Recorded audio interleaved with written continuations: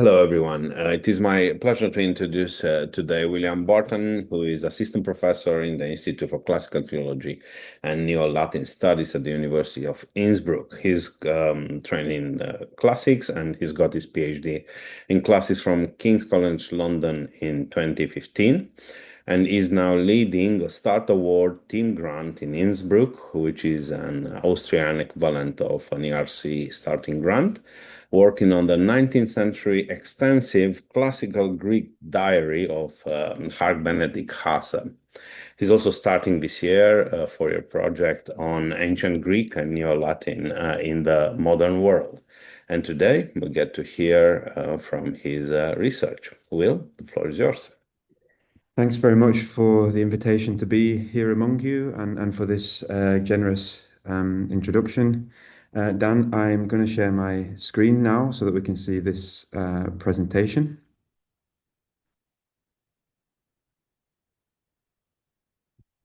Okay, great. So without any further ado, today I'm going to be talking about a moment in the history of the text and transmission of Theophylact of Ohrid's letters, specifically a moment in 17th century Europe, Spain, where the larger part of the corpus of letters was translated. It was a translation into Latin, and this was the form that endured actually for readers not able to access this text through the Greek until at least 1931, when a Bulgarian translation appeared. And for readers who don't deal with Bulgarian, they had to wait until the 1980s for Paul Gautier's standard critical edition with a translation for the Corpus Fontium Historiae Byzantinae.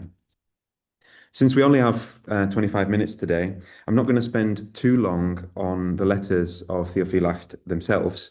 Instead, I'll briefly introduce the textual history of the corpus before zooming in on this moment in 17th century Spain when the first Latin translation appeared. I'll introduce you to the author of this translation, a certain Vicente Mariner, and then try to unfold the curious story of the publication of the Latin translation in 1622. We can reconstruct this story on the basis of a series of letters between Mariner and two scholars in particular of patristic literature in the Netherlands, as well as using the manuscript of Mariner's original translation. This manuscript material is the primary source stuff for what I'm going to say today. So let's go straight to Theophylact. Hephaestus was his name, 5th Archbishop of Ohrid, today in northern Macedonia on a beautiful lake.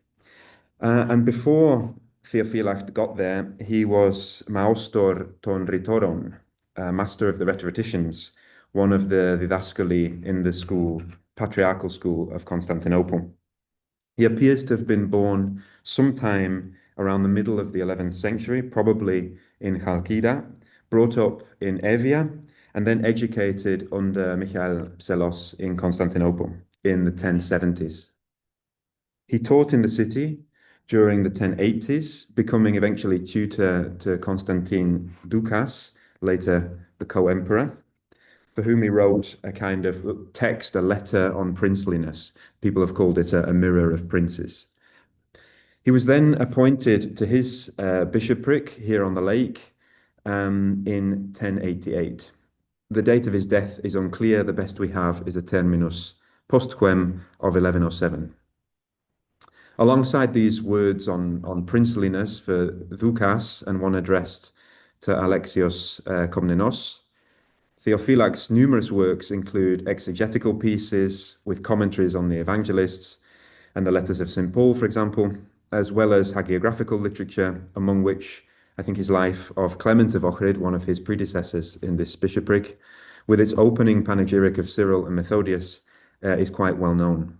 Similarly, well studied is his Proslalia against, or on the topic of the Latins, address concerning the accusations against the Latins, where here's a manuscript of this text, where Theophylact attempts to reduce the distance somewhat between the Eastern and Western churches at this critical time at the end of the 11th, early 12th century. The 135 letters, that's the complete corpus of Theophylact. This is one example, the header. Address a varied array of correspondence, including members of the royal court, Michael Ducas, Protostrator, and Anna Komnene. He also addresses fellow bishops and archbishops. We get letters to close family members, notably to his brother Dimitrios, as well as extended family, former students, clients, patrons, as well as one enigmatic letter addressed to the Bulgarians as a whole, where Theophylact complains about his position in Ohrid. For Byzantinists, the letters thus constitute an important source for the economic, social, and political history of Bulgaria, as well as for the periods and the Byzantine periods, prosopography more generally. That's our justification, I think, for spending some time on the text and transmission of these letters today. So much then for the author and the content of the text itself. If you want to know more, the edition of Gautier and a monograph of Mullet in the 1990s are the authoritative places for starting on this text. So let's briefly consider the transmission of the letters before we turn in detail to this 17th century episode. The letters are preserved in around 20 manuscripts dating from the 13th to the 18th century. The witnesses have been usefully, for a layman like myself, usefully been divided into three groups, A, B, and C by Gautier in his critical edition. None of these groups, A, B, or C, contains the full 135 letters, meaning that from the early modern point of view, the collection of Theophylact's correspondence as we now know it didn't exist. There were chunks of it floating around. The manuscripts in Group A represent the oldest tradition, the end of the 13th, early 14th century, and the largest collection of letters, counting 75. The dominant manuscript in this collection, preserved at the Laurentiana, looks like this, and was the basis for the first printed edition of the series of letters by a Dutch philologist, Johannes Mursius, which appeared in Leiden in 1617. It was this text that served our Spaniard Vicente Mariner for his translation. So more on this specifically in just a minute. Mursius's Greek text, alongside Mariner's Latin, appeared then in print together in de la Bigne's Magna bibliotheca veterum patrum here. So it's a collection of patristic literature, and here we've got the start of the letters of Theophylact. 75 from Group A. The group of B manuscripts is scattered, but it brings together a total of 64 letters, of which several are also repeated in the Group A. Relying on a manuscript from this group, from the B group, which is also preserved in the Laurentiana in Florence, Italian librarian Giovanni Lamy added 35 letters to the corpus, which was published as part of a magnificent 12-volume edition of Mursius's works. So Lamy did Mursius a favor and added an extra 35 letters here. So we've then got Mursius's Greek edition printed here with Mariner's translation, and then Lamy's 35 extra letters with Lamy's own Latin translation. A decade or two later, Italian linguist Bonifacio Finetti added a further 20 letters to the collection, thanks to two manuscripts at the Vatican, which belonged to both Group B and to Group C of this tradition. He now printed again Mursius's 75 Greek, Mariner's Latin, Lamy's Greek and Latin, along with his own Greek and Latin edition. So the whole collection, we've now got 130 letters from 3 editors and 3 translators, was printed again in the 19th century in Jacques-Paul Migne's Patrologia Graeca in 1864. The remaining 5 letters, making up the total that I've cited at the beginning, 135, were added only in the 80s by Gautier, and these were from the Group C tradition. Gautier was the first to translate the whole corpus afresh alongside the Greek text, this Bulgarian translation was only that translation, no Greek. That means that the Latin translation, looking for readers looking for interaction with both the Greek and the translation, Marinere's Latin translation of the bigger part, the 75 letters, remained the standard for 350 years. The name of Marinere is, however, largely lost in this pretty billowing bibliographic tradition. Indeed, even at the moment of the printing publication of Marinere's translation, his name was eclipsed by that of a prominent Flemish philologist, Andre Schott, who gave his name here. This is the contents page of Bigne's Bibliotheca veterum patrum, and this is the contents page, and we have here the listed title: Nunc primum a patri Andrea Schotto, Societatis Jesu editae. First published by Andre Schott. So Vicente Marinere's name is kind of taken away out of the spotlight a little bit here. So based on the humanist's own extensive archival material, I refer to Marinere here, which is now preserved at the Biblioteca Nacional de España. Here we have one of these large manuscripts, including his Latin and Greek correspondence with Andre Schott and Mercius. I'd now like to tell the story of Marinere's translation project in much finer resolution. Who was this guy, Marinere, then? Well, his full name, Vicente Marinere da Logo, in Latin, Vicentius Marinerius Valentinus, was born around 1570. He was the son of a merchant family from the middle class, and so he had access to the city's Studi General, the kind of university, where he finished the Faculty of Arts before going into theology and taking orders, which was typical for the period. Importantly, he studied Greek under a local clergyman, Juan Minguez, and Valencia was at this time in the Iberian Peninsula one of the centers of Hellenistic learning.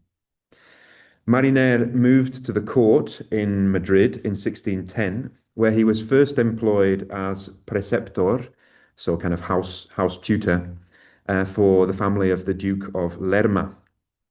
Marinere next served as a librarian for another notable household in Seville. But by 1720, he had his eye on a position as librarian of El Escorial, one of the royal libraries under Philip IV of Spain. He was eventually awarded a post here in 1633. Marinere also applied for the job of the Spanish crown's official chronicler at the time, but this was not to be. He died in 1642 and is buried in Madrid. We have a 900-page opera omnia, but believe me, this is not even the start of what remains of Marinere's works. The vast majority of them are preserved in manuscript, like I said, at the Biblioteca Nacional. The failed efforts of Marinere to get his works published caused him considerable disquiet, and this is obvious in his correspondence. Towards the end of his life, Marinere included a painful summary of his works and how much he'd tried to get them published in a letter to a former employer. I think it's worth hearing a little bit, how much he suffered this situation in the following passage. Que puedo mostrar que he compuesto más de 350.000 versos latinos y griegos, y que tengo escritos 42 panegíricos en verso latino, que el menor tiene más de 1.500 versos. También tengo compuestos más de 8.000 epigramas, latinos y griegos, y 13 disertaciones latinas, a varias sentencias de filósofos, oraciones, 17 prelaciones, 17 declamaciones, 9 eclogas militares, 15 diálogos y epístolas muchas. In an earlier letter to Dutch humanist and Hellenist Johannes Mercius, a figure we've already met and who's very relevant for the story of Marinere's translation of Theophylact's letters, Marinere complained more explicitly about the lack of publishing opportunities for Greek works in Spain. He included a list of no less than 16 manuscripts of late antique, patristic, and Byzantine texts that he was keen to translate, but which he feared there was little hope for publication. He writes, this is what he writes, his annis praeteritis delectatus fui in interpretandis quibusdam auctoribus Graecis. In these past years, I'd enjoyed translating certain Greek authors, but as there's a great scarcity of printing opportunities in Spain, they could not be printed. You're therefore fortunate to live in the Dutch provinces, which have rendered you immortal with their immense crop of print fonts. So he really wanted to get his work out, and he regretted his situation in Spain. For later scholars, the sheer amount of the output and the fact that the larger amount of Marinere's work has remained in manuscript has meant that the task of cataloguing the author's work has historically represented a kind of scholarly task in its own right. Lists of Marinere's manuscript compositions, translations, surviving correspondence, poems have been compiled since the century after his death. The latest of these attempts at cataloguing what he'd written was published in the late 1990s.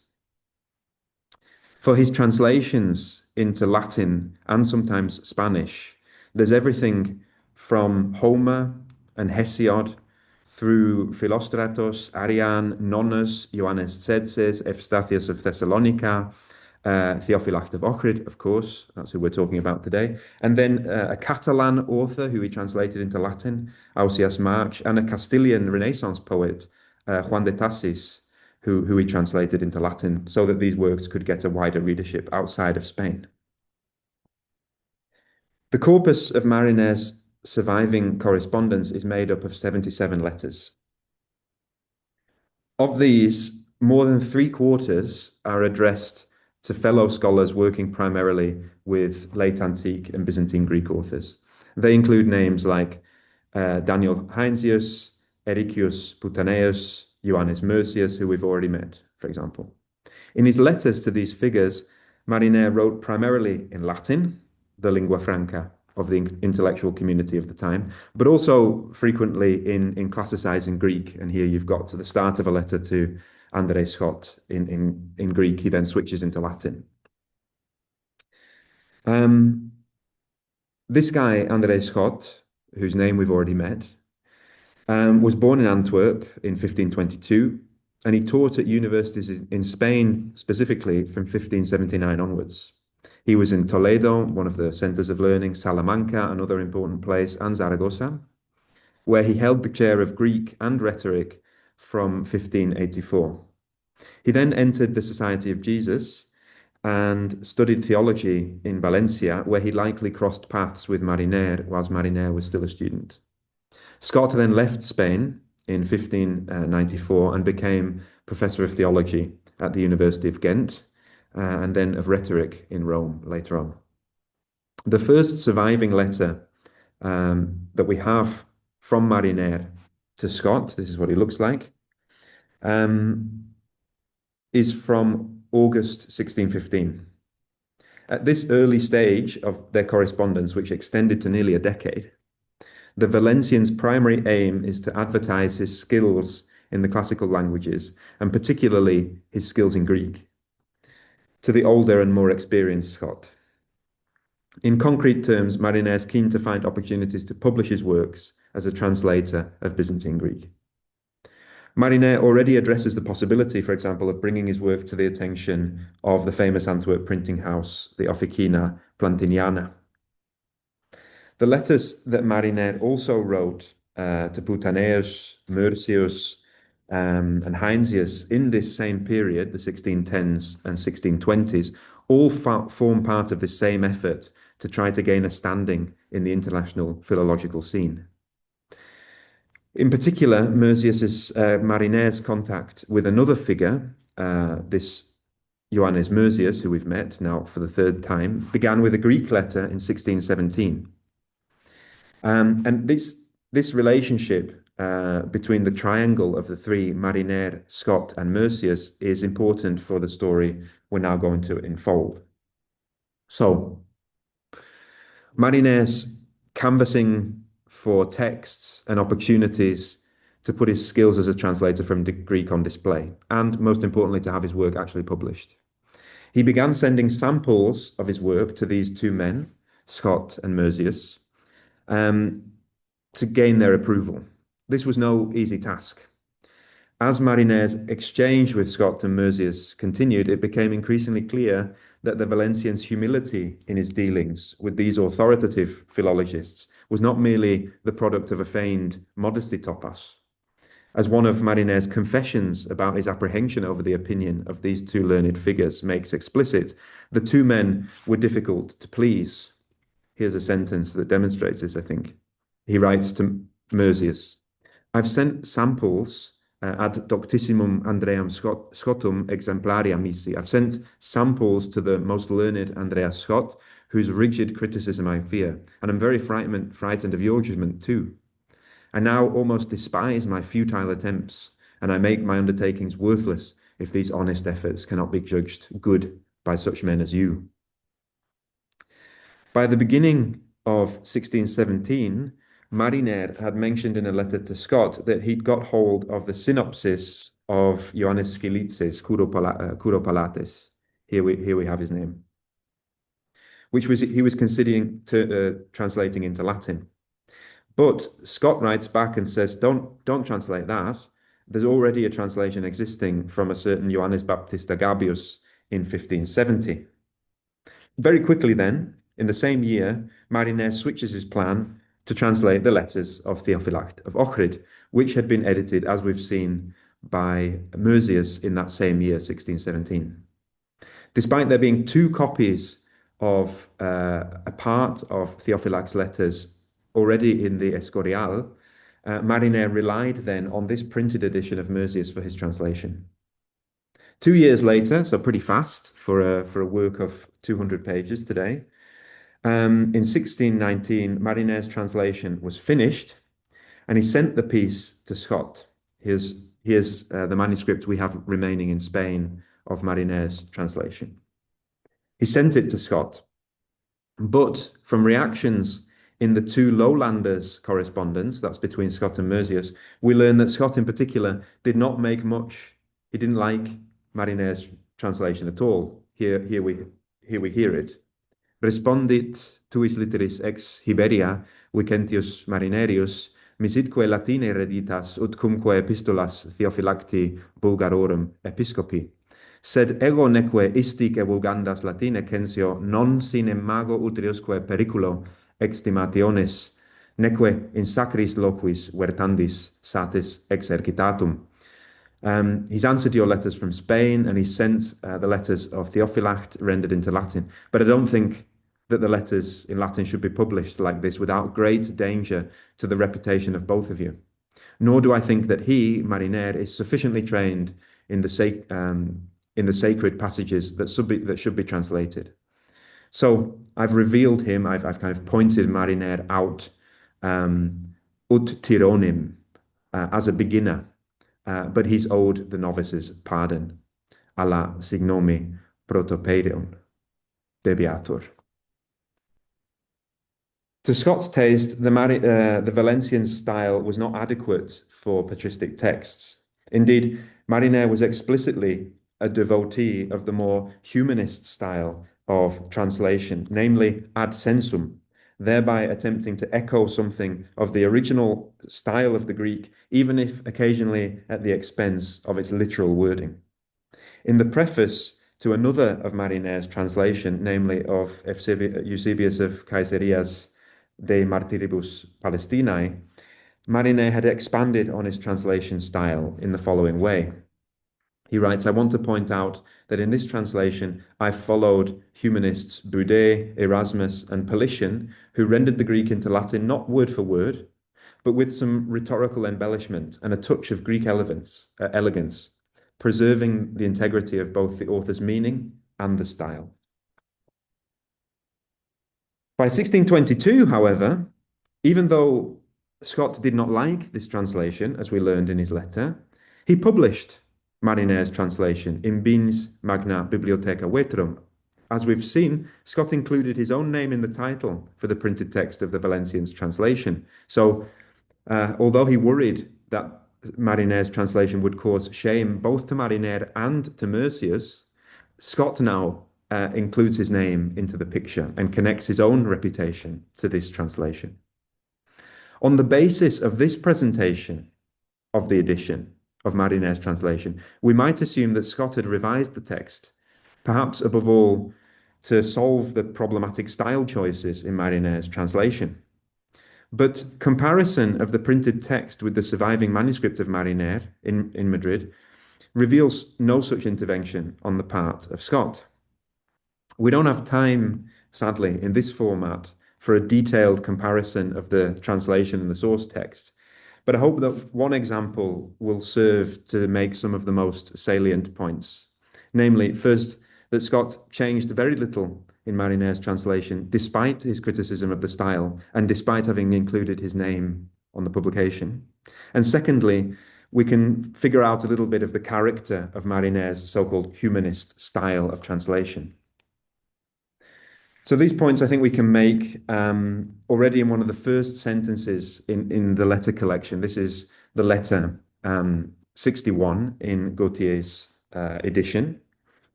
It's addressed to an anonymous recipient, and I think we'll just take a moment to look at the two translations, one from Gautier, which I've translated from French into English, for this setting, and then Marinere's Latin on the other side. So, ego de que charen homologo to dia valontime mu, pansivastemu antiliptor.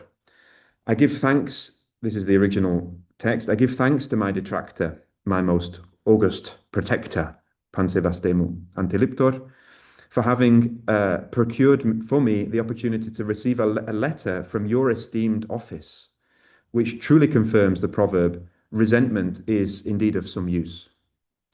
So that's what the original Greek says. Marinere's translation expands this considerably. Ego quidem singulares illi gratias ago, qui me deformis ignominia calumniae de laceravit pan sebaste me opitulator, quoniam ille ut optatas tue amplitudinis, and so on. Indeed, I give special thanks to him who, with the foul disgrace of slander, has torn me to pieces, my benefactor, Pansebaste, all reverend. For he was indeed the surest instigator of my receiving the letters of your most exalted highness. And this is what the proverb says, that anger and bile can sometimes be to one's advantage. So first of all, by looking at the text printed here of the Latin, this is Scott's edition, and here we have the manuscript. We don't have time to look in detail, but already you can see how Marinere changed this first sentence, ego quidem gratia optime de illo, ego quidem, and changed then ego quidem singulares illi gratias ago, which is exactly what's printed here. It then continues, qui me deformis ignominia calumniae de laceravit, quoniam ille pansebastemi opitulator here. Quoniam ille, and so it continues. So we see clearly that Schott didn't change anything at all. In fact, he copied very, very carefully the ultimate revision of this text. We can also reflect a little bit briefly on Marinere's style. Whereas Theophylact has the quite straightforward charin homologo, I give thanks, Marinere amplifies this, singulares gratias ago, I give special thanks. Or the participle, diavallo, I offend or slander, is replaced with a whole subclause, who deformis ignominia calumniae de laceravit, who with the foul disgrace of slander tore me to pieces. And the 5-word proverb in Theophylact, there's some advantage in anger, or resentment is of some use. Marinere expands to anger and bile can sometimes even be to one's advantage. So drawing this very briefly together, we've watched the story of Vicente Marineir's translation of 75 letters. That's the greater part of Theophylact of Ohrid's corpus of letters. From our study of Marineir's own letters preserved at the Bibliotheca Nacional, we know that Marinair was canvassing for opportunities to publish stuff like this. He was in particular close contact with Andre Schott and Johannes Merzius. Having learned that another of his projects was no good, Marinair lighted on Theophylact's letters, which he then translated in 2 years on the basis of Johannes Merzius's edition in 1617, translation in 1619. This was then the version of the majority of the text translated, which endured until the 1930s or 1980s, if you don't read Bulgarian.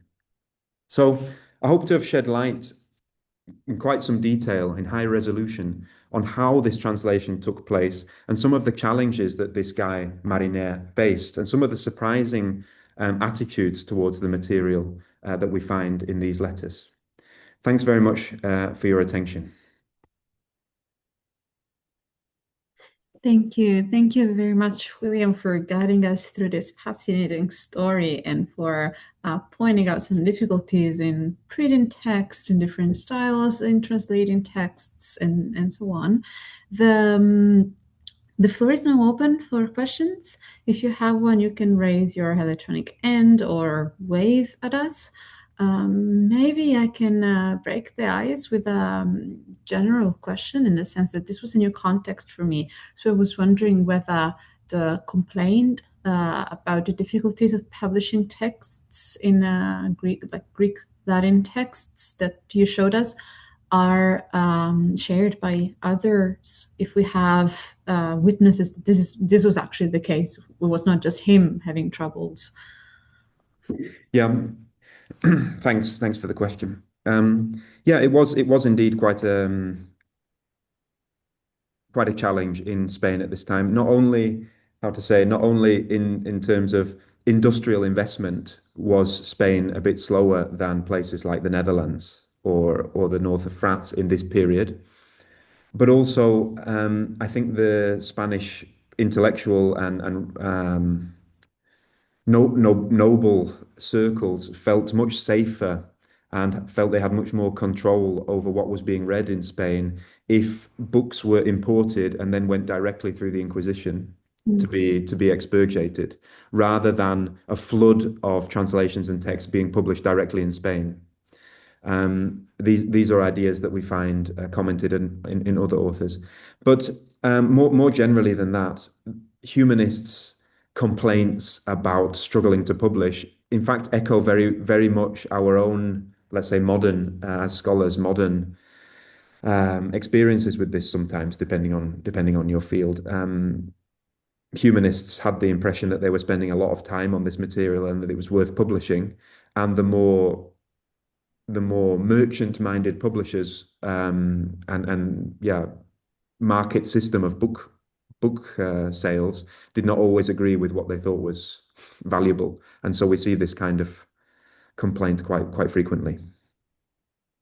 Thank you. Dan, I think, has the next question. Thank you very much. Very interesting. So we all use all these ancient editions and sometimes the ancient translations, but this was a very interesting, look behind the curtains of how all of that worked. In particular, Scott's comment on, that evisceration of poor researchers' work. Finished with a redeeming concession, with a bit concession that he's a beginner. We should give him the grace of the beginning. Sounds somehow oddly familiar. Sorry, having done my PhD in Leuven, and yes, I have several questions. Both about the author that you talked about, and so Mariner, and about the Theophylact edition of letters. So I'll start with Theophylact just because you started with it as well. And so the group of letters, what's happening there? You mentioned three groups of three collections, types of collections. Is it one of those situations where we don't have a witness with all letters, and then we have three main groupings in the manuscript edition, and they all look different in outlook? Yeah, that's more or less right. Correct. There is no single manuscript tradition that has all of the 135 letters. The biggest single collection is this group A. B is then a smaller collection, but and I should say carefully that this grouping is Gautier's. I'm just repeating what he writes in his. Yep. And then group C is when is let's say scattered letters where letters of Theophylact of Ohrid, which are not attested elsewhere, were included in other collections, composite manuscripts, letter collections, examples of Byzantine writing, school books, sometimes even. So it's really A and B with then some scattered in C. And B with some scatterancy, and Gautier is editing everything. Yeah, he puts them all together. And is he making judgment on some of them as being pseudo-epigraphical or misattributed on from the category C? Yeah, he doesn't go he makes this quite strong claims that the letters that he's putting here as the 35 are genuine. He makes some good and careful distinctions. Some of the manuscripts kind of blend letters. So there's one salutation formula, and then a letter begins, and then the page turns, and it looks as if a letter continues.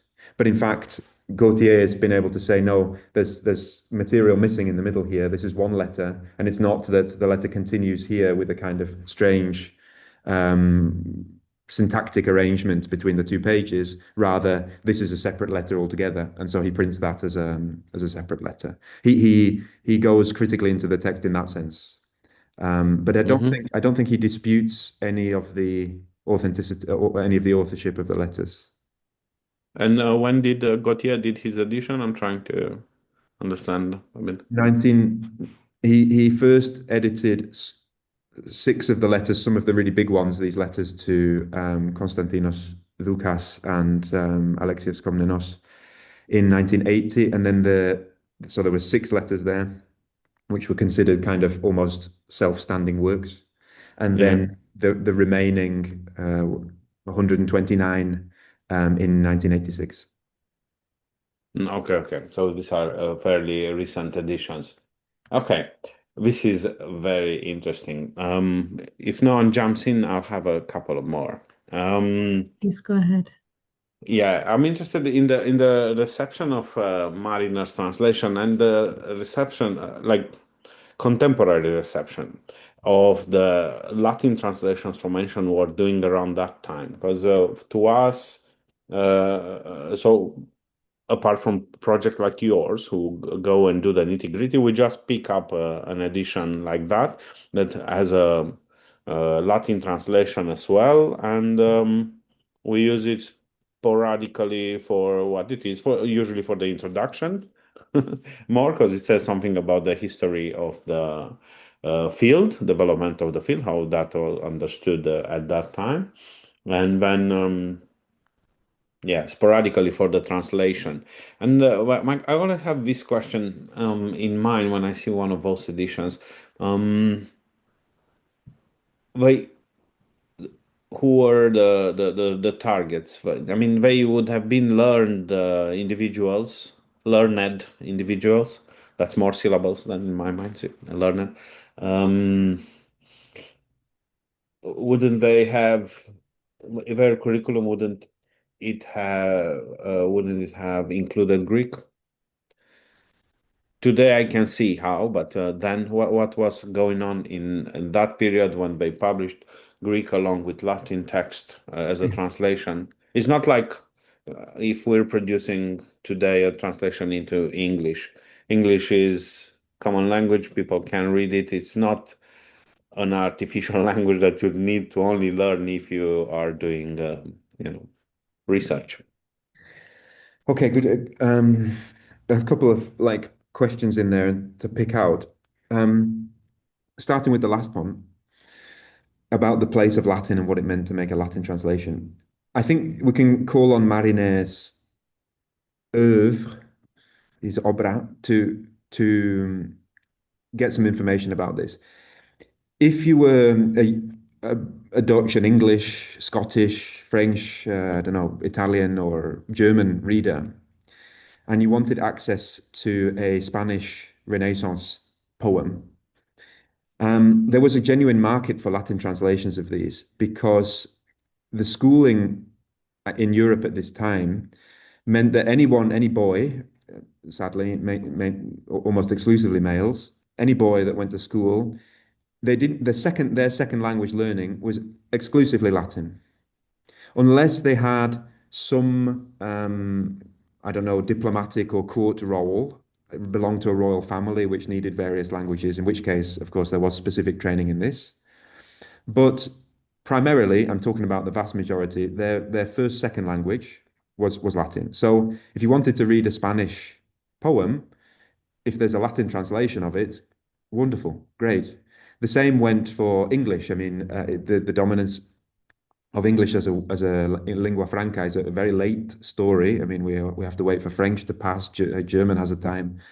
Um, Still, if people wanted to read works of English literature in early modern Europe, Latin was the language through which it was communicated, and the same goes for Greek. I mean, so it's true, of course, that if you want to read Theophylact of Ohrid's letter, you need to have gone to school and you need to have learned Latin. But those were the only people who had reading skills basically anyway. I mean, merchant class had reading skills, some other lucky people, but the reading public at that time, if you could read, it was almost certain that you could read Latin because you'd been to school.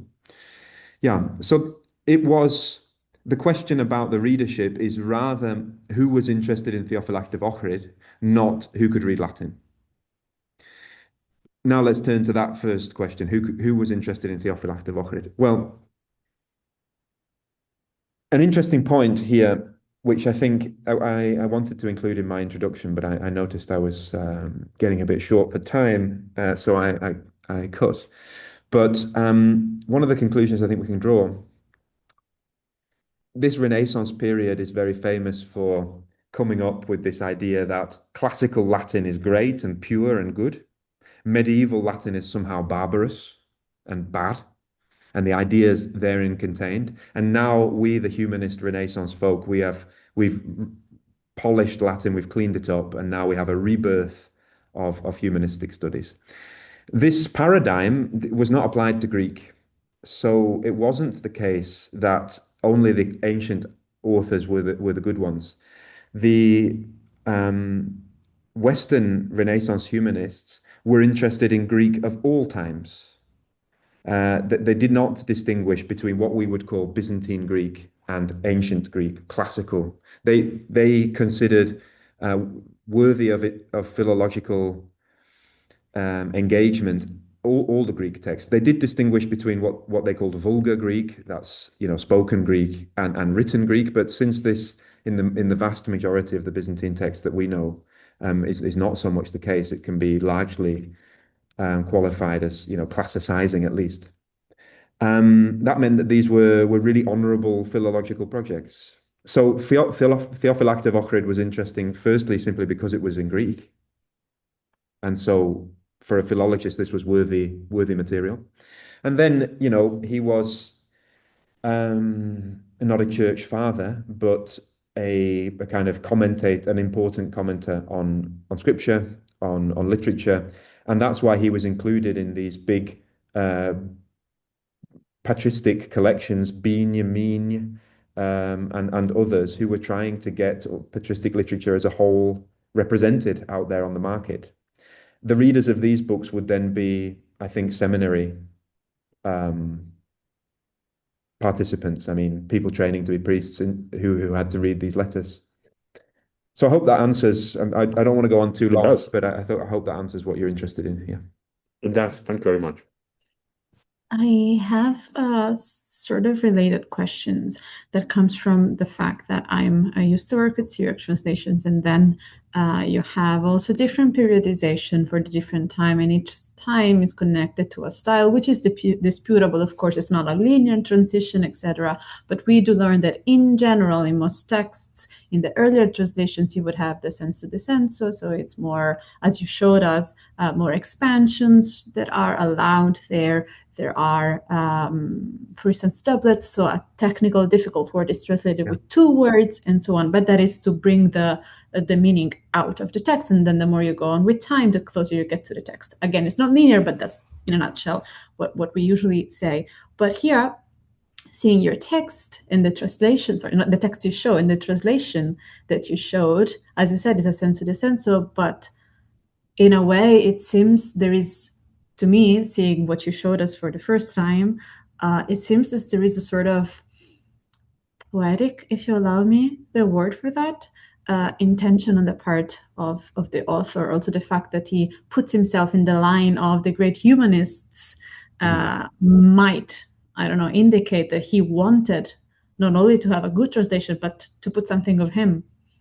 Is that part of what he's doing, or is he only trying to bring the meaning out? And in a way, do we see him using the same techniques for all his translations, or does he adopt different angles? Thanks. Yeah, I totally the scheme of the history of translation practice corresponds to also what I know and what I experience in dealing with these texts largely. In answering the specific question about Mariner, I think one piece of information which is important is that in his eyes, as in the eyes of many humanist commentators at the time, the Greek language had a kind of musicality to it anyway. It was a sort of an elegant language. And so when we see Mariner trying to use Latin, and I think I would sign up to your use of the word poetic, occasionally poetic tendencies. There is an extent to which I think that that's an attempt of his to reproduce what he considers a musicality of Greek. Greek had this kind of mysterious, not mysterious, but mystic aura around it. It was a melodic, elegant language, and so one idea is that these moments of poetic translation are his effort to reflect that. The other idea, which I think they're not mutually exclusive, is that he's trying to get something of himself in there. And I do think there's some of that. Yeah, he's at this time he's a careerist scholar here. He's writing to all these guys, trying to get his work out, trying to get his work published, and he wants to be seen as a really good translator. Maybe he's trying too hard here for Scott and Merzius.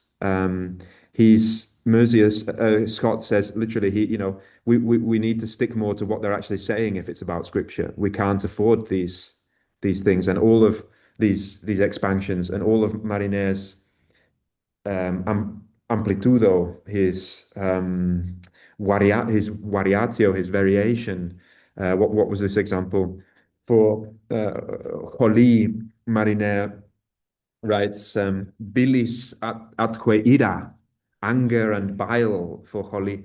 We can see how he's doing that, but bile has a whole other tradition of meaning in Latin, and well, in historical, in classical understanding of the emotions. So yeah, he's really putting a lot in there, I think, and that's probably an attempt of his, perhaps, to show how good he is.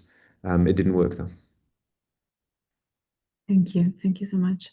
Andy, do you have did I understand correctly? You have one? Yeah, definitely. Thank you so much. That's really so interesting. I actually have two questions. One is relating to it. It came up already a little bit. Schott suggests that Mariner is not properly approaching the translation, or maybe not be good enough to translate as passages, biblical passages.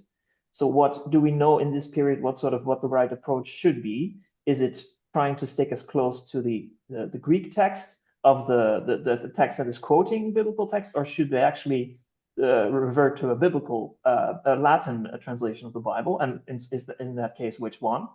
And then the second question is a very different one, and it relates more to sort of the issue of maybe sort of code switching in the correspondence itself, which wasn't really the focus of your text of your talk, but I'm interested in this because we saw it in an example from Schott, but I'm wondering about Marinaire's own letters. So is he switching between Greek and Latin in those kind of cases, and is there sort of a pattern to this when he chooses Greek in his own letters, and what kind of material is that? Thanks. Great, thanks. I can say a lot to one of these questions and little to the other. About the tradition of translating biblical texts, and which translation to use and what style. I'm afraid I'm not really qualified to talk about that in detail. All I can do is give some anecdotal experience from my side. The scripture, the church fathers and later commentators were kind of a protected area. There was, regardless of how the humanist translation conversation went on, there were big debates about what was the right technique with which to translate. But these sacred texts, let's call them that, in some way were their own group and body, and different theorists had different ideas about this. Erasmus is one. Juan Vives is another humanist who also worked, a Spanish humanist who worked in the Low Countries. And they had specific suggestions on what to do with the, largely religious texts. What these actually were, though, I'm not sadly in a position to tell you so very well. This is just because I work mainly on classical texts and then these later Byzantine works, which are not necessarily religious. On the topic of code switching, though, one of my favorite topics to do with this material, there's a bit to say, but I'll try and reduce it to 3 points. The first is that for humanists who did have access to Greek, they considered that the Greek and Latin languages belonged together. They were sort of one linguistic grouping. And this was evidenced in ancient literature where, for example, Cicero or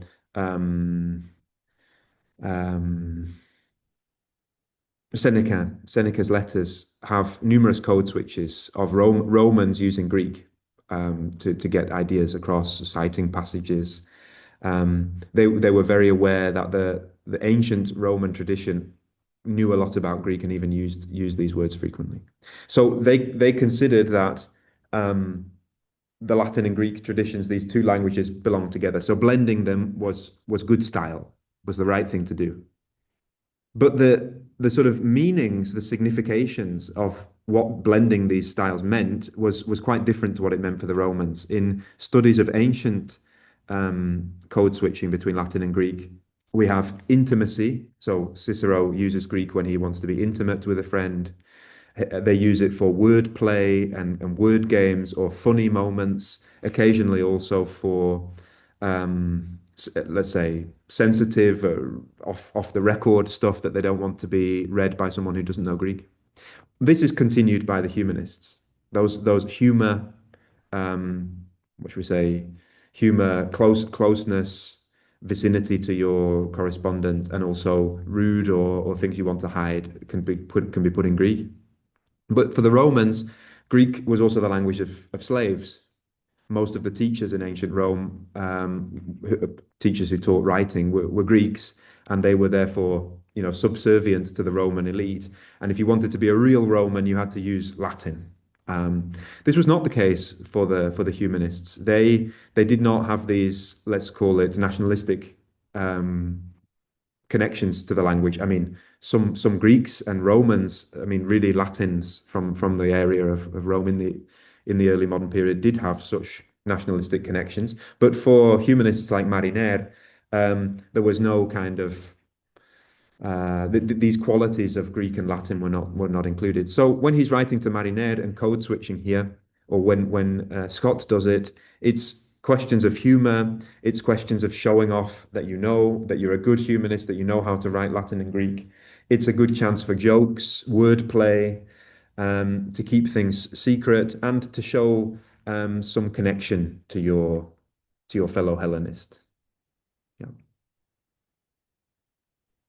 Great. Thank you very much. And unless there are no pressing questions, please join me in thanking our speaker once again for this fascinating presentation, and thank to all of you for joining. See you next time. Bye-bye. Thanks, everyone. Thank you.